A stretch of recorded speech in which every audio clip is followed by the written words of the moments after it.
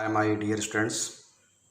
दोस्तों, अगली हेडिंग है protection of lyophobic sols and gold number.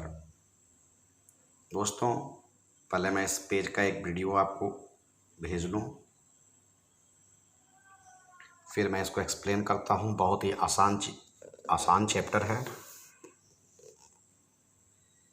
मैं इसको एक्सप्लेन कर दे रहा हूँ अभी।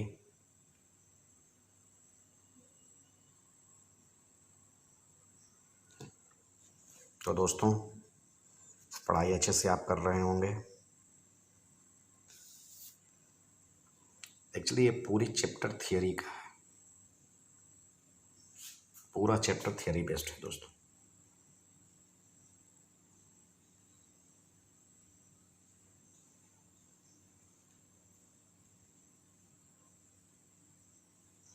हाँ दोस्तों, आते हैं अपने हेडिंग पे, protection of lyophobic sols and gold number.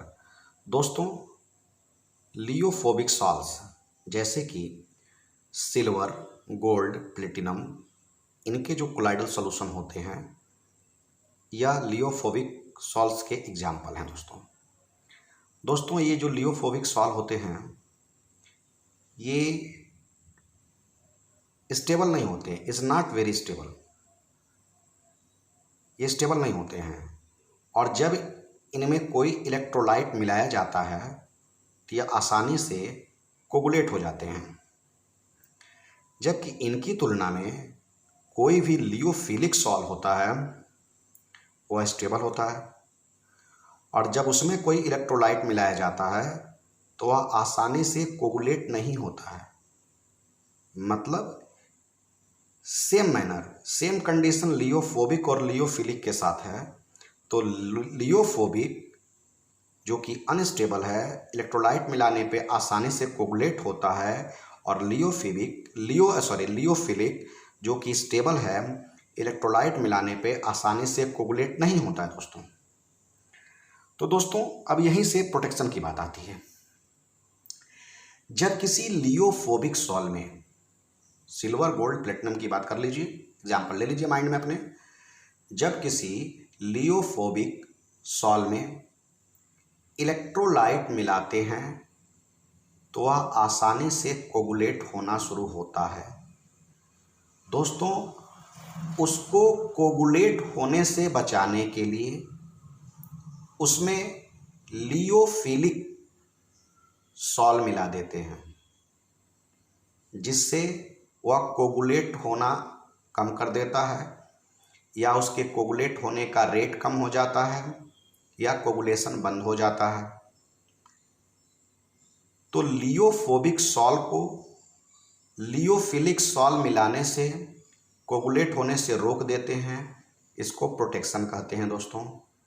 और उस कंडीशन में लियोफिलिक सॉल्व जो मिलाया जाता है उसको प्रोटेक्टिव कोलाइड कहते हैं दोस्तों। अब एक एग्जांपल दे रहा हूं, जैसे कि गोल्ड सॉल्व एक लियोफोबिक सॉल्व है दोस्तों। इसमें आप गोल्ड सॉल्व ले लिया आपने, 10 ml गोल्ड सॉल्व ले लिया दोस्तों, 10 ml गोल्ड सॉल्व ले लिया जो कि लियोफोबिक सॉल्व है। इसमें 1 ml 10% सोल्यूशन सोडियम क्लोराइड का मिलाते हैं जो कि इलेक्ट्रोलाइट है। 1 ml 10% सोल्यूशन सोडियम क्लोराइड का मिलाने से वह कोगुलेट होने लगता है। उसके कोगुलेशन को बचाने के लिए एक लियोफिलिक सॉल्व यूज करते हैं, जैसे कि जिलेटिन एक लियोफिलिक सॉल्व है। वह अगर गोल्ड सॉल्व में मिला देते हैं तो वह कोगुलेट होने से रुक जाता है, या उसकी रेट धीमी हो जाती है। इसी को बोलते हैं प्रोटेक्शन ऑफ लियोफोबिक सॉल्व। और उस कंडीशन में जो लियोफिलिक सॉल्व जिलेटिन मिलाते हैं उसको प्रोटेक्टिव कोलाइड कहते हैं दोस्तों। तो दोस्तों, ये होता कैसे और एक्सप्लेन करते हैं। अब जैसे लियोफोबिक सॉल्व की कोलाइडल पार्टिकल हैं, उन पे दो चीज़ें मिलाना है आपको। एक तो इलेक्ट्रोलाइट सोडियम क्लोराइड मिलाएंगे जिससे वह कोगुलेट होने लगेगा, और दूसरा लियोफिलिक मिलाएंगे जिलेटिन।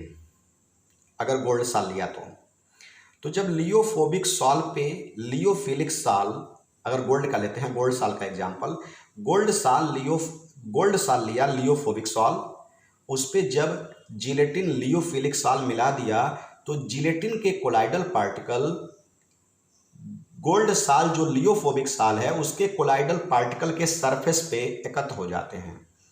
मतलब लियोफोबिक सॉल का कोलाइडल पार्टिकल अंदर हो जाता है और उसके सरफेस पे लियोफिलिक सॉल के कोलाइडल पार्टिकल आ जाते हैं, और जब आप इलेक्ट्रोलाइट मिलाते हैं तो यह इलेक्ट्रोलाइट को एब्जॉर्ब कर लेते हैं, लियोफोबिक तक वह इलेक्ट्रोलाइट जा ही नहीं पाता और इस तरह से प्रोटेक्शन हो जाता है। दोस्तों, इस प्रोटेक्शन को गोल्ड नंबर में रिप्रेजेंट करते हैं जिसको जेड सिग्मांडी ने दिया था। गोल्ड नंबर क्या है? Minimum amount of lyophilic sol in milligram. Milligram में बहुत कम से कम लियोफिलिक सॉल की वह मात्रा जो लियोफोबिक सॉल को कोगुलेट होने से बचाती है। जाहिर सी बात है, अगर कम मात्रा कोगुलेट होने से बचा रही है तो इसकी पावर ज़्यादा होगी। मान लीजिए एक्स को कोगुलेट होने के लिए अगर 0.25 ग्राम देना है और उसी एक्स को कोगुलेट होने को 10 ग्राम देना है और दोनों का असर बराबर होता है तो 0.25 ग्राम ज़्यादा काम कर रहा है। ये बहुत ही हाईली पावर का है क्योंकि वह उसके 10 ग्राम के बराबर काम कर रहा है। तो दोस्तों, मतलब जितना कम से कम अमाउंट आप लेते हैं लियोफिलिक सॉल को, minimum amount in milligram of lyophilic sol. जैसे कि यहाँ देखिए जिलेटिन है, गोल्ड सॉल को, इसका गोल्ड नंबर देखिए 0.005, 0.01, मतलब गोल्ड सॉल में जिलेटिन आप इतना ही, बस इतने अमाउंट का मिलाएंगे तो वह प्रोटेक्शन का काम शुरू कर देगा। उसके बाद दोस्तों एप्लीकेशन ऑफ कोलाइड्स है जो आप देख रहे हैं, इसमें कुछ कहना नहीं है। इधर आइए, सीवेज डिस्पोजल के बारे में आप कुछ है आप जान लीजिएगा, ये सब आप पढ़ लेंगे। स्मोक प्रेसिपिटेशन, ये सब बहुत काम की चीज़ें नहीं हैं, ये सब एक एक बार आपको पढ़ना है, इसके बारे में मुझे नहीं बताना है।